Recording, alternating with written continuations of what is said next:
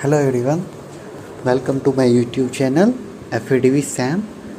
इस चैनल में हम अभी देखेंगे फंडामेंटल्स ऑफ स्टॉक मार्केट।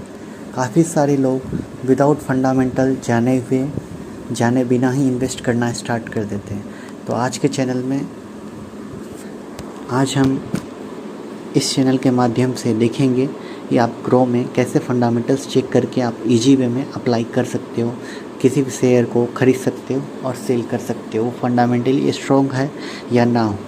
ठीक है, तो सबसे पहले हम आते हैं ग्रो में। मैंने ग्रो ओपन कर लिया और इसमें से कोई पर्टिकुलर शेयर देख रहा हूँ। Adani ports and special economic zone को मैं क्लिक किया हूँ इसके ऊपर। अभी मैं इसका फंडामेंटल चेक करूँगा।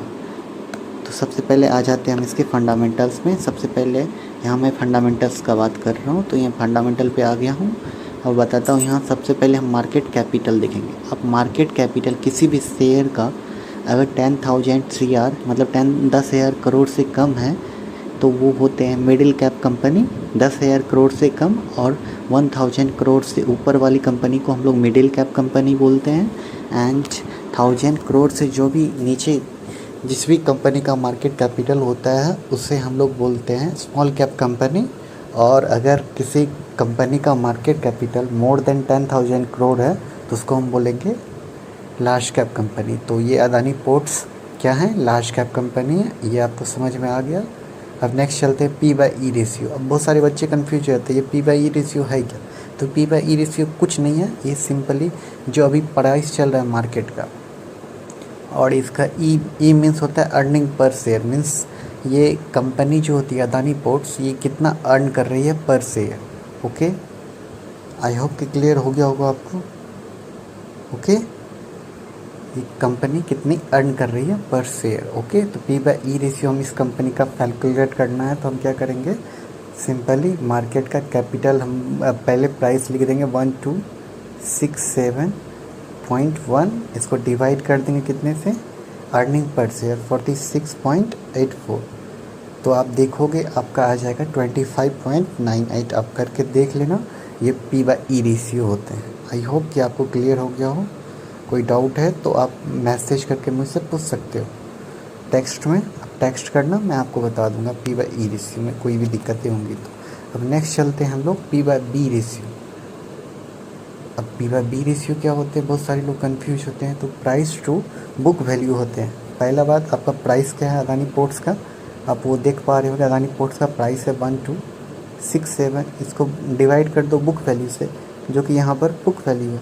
तो आपको बुक वैल्यू से डिवाइड करोगे 264.99 आ जाएंगे, और इसको डिवाइड करोगे तो ये आपका आएगा अराउंड 4.60। और P/B बुक वैल्यू अगर आप जानना चाहोगे तो शुड बी लेस देन 1। तो आप समझ सकते हो उस कंपनी को बोल सकते हो कंपनी अंडर वैल्यूड है। आई होप कि आपको आपका सारा कॉन्सेप्ट अभी तक क्लियर हो गया हो। मैंने सबसे पहले बताया मार्केट कैपिटल। मार्केट कैपिटल कितना होना चाहिए, मोर देन 10,000 करोड़ से ऊपर होगा तो वो लार्ज कैप कंपनी होगी।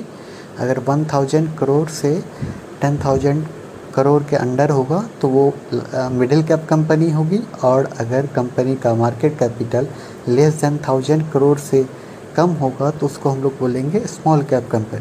तो ये कंपनी लार्ज कैप कंपनी है। सेकंड हो गया P/E रेशियो, जिसका मतलब होता है price to earning ratio. P means price हो गया जो ऑलरेडी गिवन है मार्केट का, कोई कंफ्यूजन नहीं होना चाहिए, ये प्राइस गिवन है। और यहाँ अर्निंग पर शेयर, EPS का मतलब होता है अर्निंग पर शेयर। इस दोनों को अगर आप डिवाइड करते हो तो आपको मिल जाएगा P/E रेशियो, जो कि 25.99।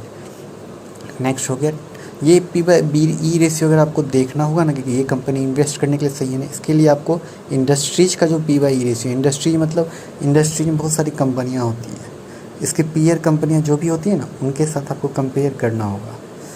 अगर वो उससे कम होती है तब आप इजी वे में इन्वेस्ट कर सकते हो। जैसे देखो इसका P/E रेशियो मतलब इसके इस कंपनी के जो भी पीयर कंपनीज हैं, इनके जो भी पीयर ग्रुप हैं, मतलब आप बोल सकते हो अगर सिंपल भाषा में बोलना चाहोगे तो हो सकते हैं कि आपके बहुत सारे कंपेटिटर होते हैं।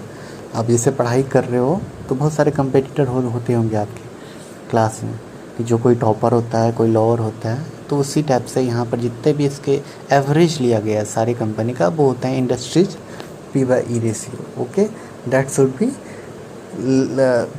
P by E ratio should be less than industry's P by E ratio. Then we are going to tell him that company is undervalued. Okay.